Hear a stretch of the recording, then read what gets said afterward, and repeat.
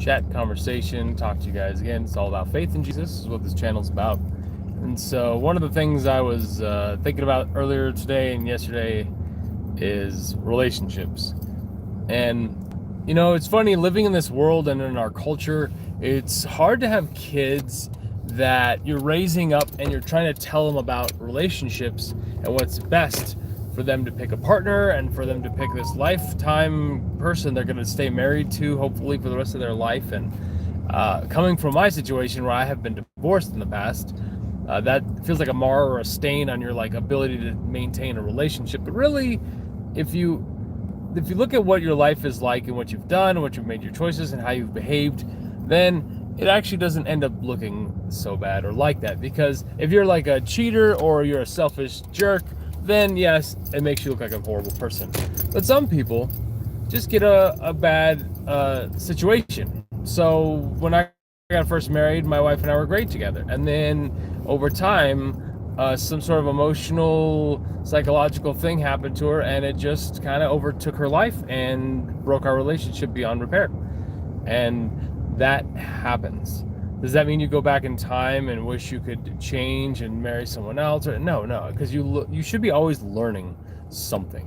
You should always learn from your mistakes. You should always learn from your experiences, and don't repeat mistakes. So I did get remarried again. I'm so grateful I did, because I found someone else that I believe is a great person, that's a great compliment to my life and helped build me up, and is just an incredible, spouse and partner and best friend. And so it was worth going into marriage and marrying someone again, because quitting and giving up is just not my way of doing things. And I don't believe it's God's way of doing things. God doesn't give up on us. So I wanted to talk a little bit though about relationships, because I feel like there's a lot of people that really get relationships wrong. I'm going to give you a couple secrets. And if you could take this and just listen for the next few minutes, I promise your relationships will get better. Or in a relationship, you have to figure out is, why am I in this relationship in the first place? If your motivation, if your goal is to get something from a relationship, then you've already started this out on a bad foot. You've already leaned into something that you are not in a good pace to continue to maintain. And what I mean by that is, selfishness never will work long term. Selfishness is a great thing temporarily, and then it just sours and rots. It's kind of like those now and later candies. They're good for about 4 seconds, and then you're like, whoa. But the point is that it just gets worse and worse as time goes on, because you will never satisfy yourself. That's just in a marriage. If you went to the store and got everything you want for free, you'd still want more. It's just who we are in our human nature. Selfishness always is like a black hole. It just consumes and takes over, and it doesn't stop. And so, but the opposite is selflessness, which is giving of yourself. And so if you're going to get into a relationship, and hopefully obviously getting married, the first thing you got to realize is you need to go in mentally with the right mentality. Sure, you probably want to go in because you're in love. You want to go in because maybe, you should talk about, are we going to have kids? Those are things before you get really serious in dating, you should have that conversation, because there are so many people that are totally incompatible, and they date and they start really getting attracted and feeling stuff for each other, and then they find out that they don't have the same faith, or they don't want the same things in life. And so then they end up getting married anyway because they're used to each other, and it's the best option, and they're setting themselves up for misery. Let's imagine you hate fast food. Why would you go and work at McDonald's? You're like, well, it's the only job I can find because they've got a sign saying.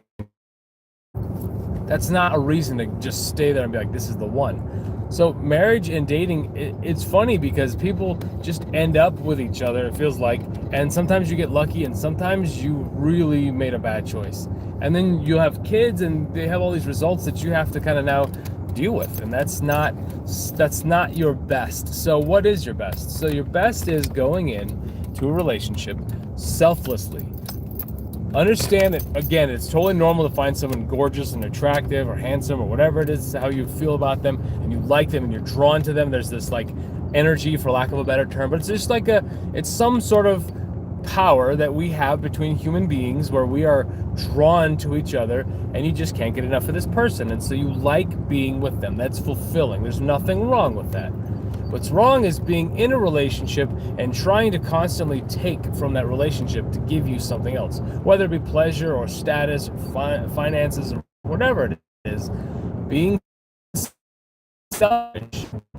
And so you've got to lower that and say, what can I do to help that person or give that person what they need? And so in a relationship, people have wants and needs, and you should be aware of those. That, you know, from the 5 love languages and how all that kind of works. I have another video on that. You should watch that one sometime. But the key is, don't be selfish, because if you're selfish, I promise you, it will end up hurting you and them. And then control if you even get the state. Do not be selfish from you. Need. I enjoy this. I feel like this is something positive. I like doing this activity or thing. And so, or this item, whatever it is, be open. You know, it's funny, people like to be sometimes, oh, I wanted you to figure me out. Well, that's silly. That's like very immature. It's like, people aren't puzzles, okay? You know, that mystery, like, that's just not how it works. It's better to be like, hey, I really like this, and that. Let's just do those things. Do you like those things? Yes. Oh, okay. Some of those you don't. Now, if she hates riding bikes, and if it's a huge deal for you, you want to consider that, because it may not be, maybe you're like, well, I can always put that hobby aside. Maybe it's a lifestyle, and you're like Lance Armstrong. All you do is ride bikes, and you're like, dude, if you don't let me ride bikes, I'm not going to be happy.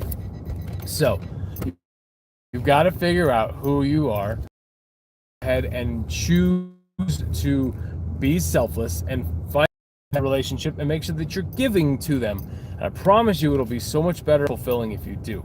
But if you're always trying to take something from a relationship, or, you know, let's say you're needy, you know, nobody wants a needy person. At first, it's kind of cool to like take care of someone's needs and help them out, because like even my wife and I, when we got together, we had some things that we were trying to iron out, but we both wanted to like be, you know, kind of like independent, but at the same time, like in a relationship, it's hard to explain, but we just had some things that we were trying to sort out because we'd been married before and life had happened, and she had lost her husband, and my wife I got a divorce previously, so we were working all this stuff out. And so there was some need there, but really, we didn't go in like, you know, half ready to be in a relationship and then the other half be immature, because that doesn't work well. So you want to be a complete person that knows what you want and know what you're willing to give, and then give that thing. And so think of our relationship with Christ.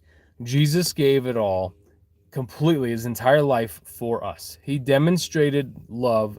And so if you love someone, selflessness is the very first thing you should start. Later on, we'll talk next time about pride, and in a relationship of how you can kind of cut your pride out and cut it down, because pride ruins good relationships. There's so